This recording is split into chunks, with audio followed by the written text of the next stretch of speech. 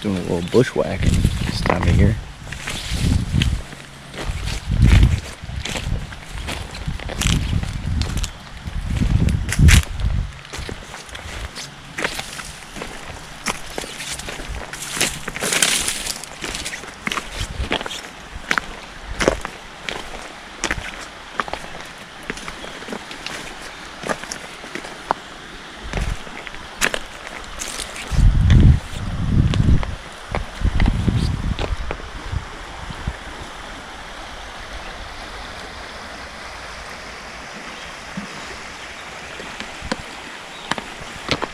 Absolutely gorgeous.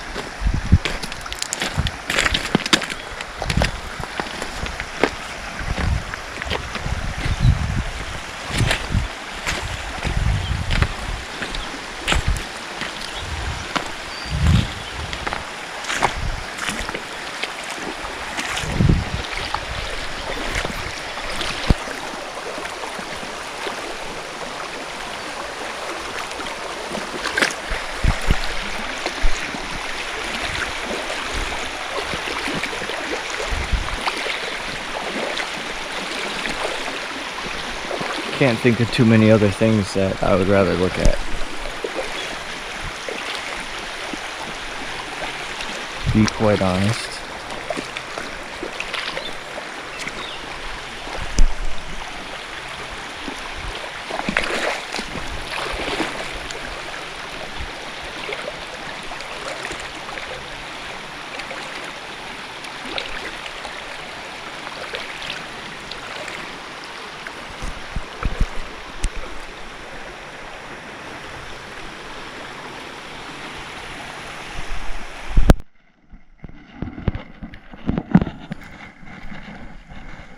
Alright, so I guess I'll give like a little crash course of what setup I'm using and what I'm going to be doing before I start doing it, just so I'm not hucking stuff out and just plucking fish out.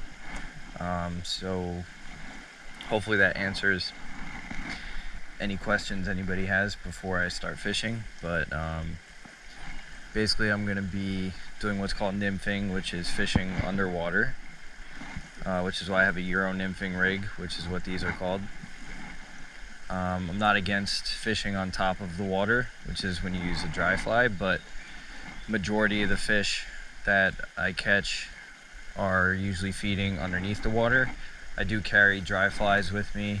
If I do see fish rising, I'm more than happy to put one on, and I will do that. But it's pretty rare that at this time of year that'll happen. It does, but we'll see. But I have a lot of success doing what I do, so if it works, you know, I'm not going to stop doing it. But basically the idea is to imitate things that live underneath the water that are pre-surface in their form before they start flying around and get their wings. And the fly I have on here is called a perdigon, and it resembles a lot of stuff. It's got a thin body, it's heavy, it's dark in color. I have a lot of success with it in this stretch of fast water because it sinks quickly, and it probably looks like a lot of different pieces of food that the trout in here like to eat. Probably mimics different types of caddis larvae and mayfly larvae and stonefly larvae, and I try to go with more natural colors. I don't like to use bright, obnoxious stuff. Black, tan, olive works really well all the time in here.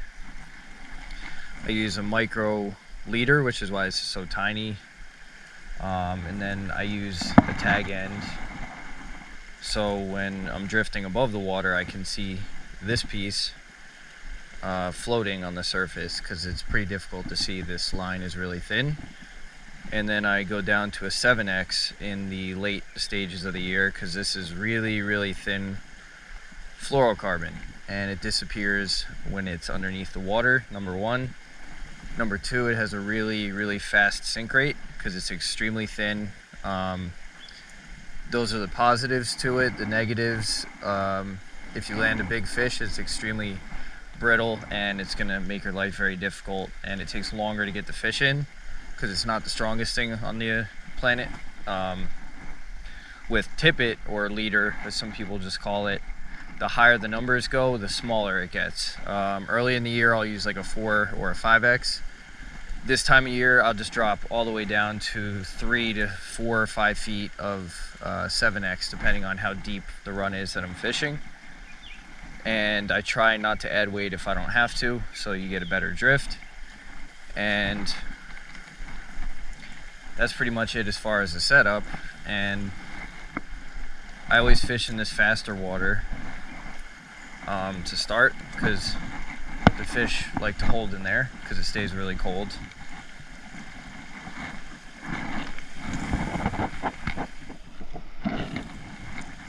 And basically the idea is to, and right now I'm just putting line out. You see me swinging this back and forth. Don't know if you can even see this, but what I want to do is get you know, I got a 11 foot or a 10 foot rod, I don't know off the top of my head. I want to get enough line to get out and over this run and not get too close, so I can do what's called tight lining, or Euro nymphing. Again, it's a style, so I can keep my arm up doing what you kind of call is like a 10 to 2. So dropping it in up top, letting it sink, keeping it nice and tight to the bottom where the fish are hugging. Ideally, you're watching what you call your sighter or the micro leader, because you're not going to feel a lot of the hits.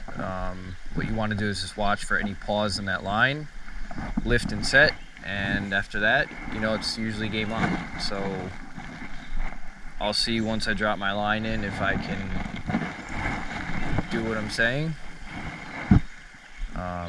or if I look stupid. Yeah, we're touching bottom a bit, so now we're in the right spot.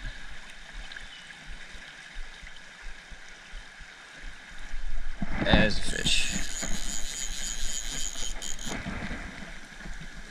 So a little bit of troubleshooting worked. I don't know what I hooked into. Could be nothing.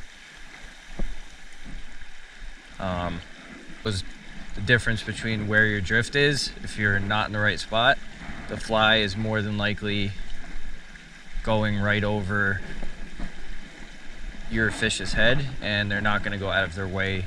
Damn, mosquitoes are killer.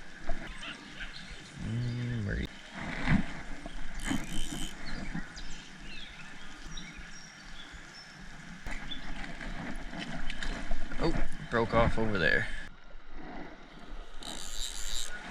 Alright, I'm on again. Deeper, faster water up in the front. I don't know if this is a chance for redemption. These fish keep feeling bad for me. Back in the fast water.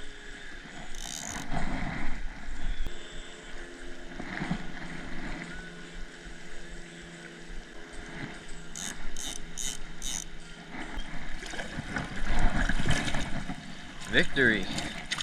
That's pretty fish. Simmer. Thank you. Well earned. See ya.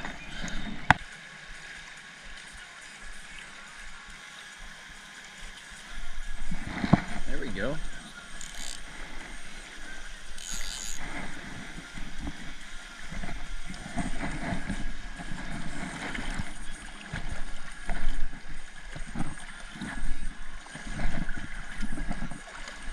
Fish feels strong. Oh, or the current. I don't know. I'm gonna take a walk.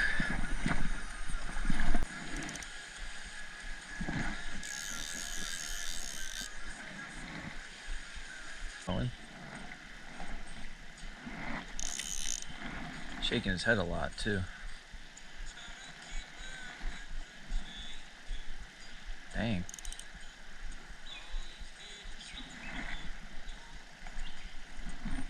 Also going in much deeper water than where we started.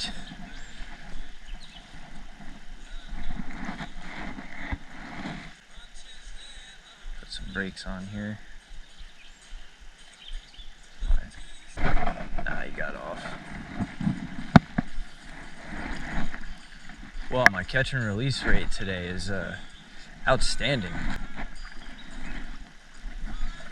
Lost him somewhere in here.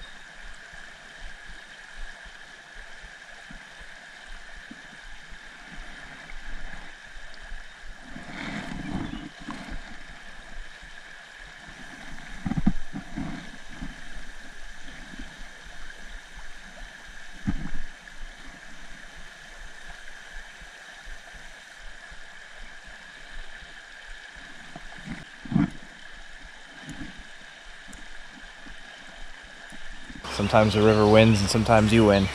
So that's how it goes.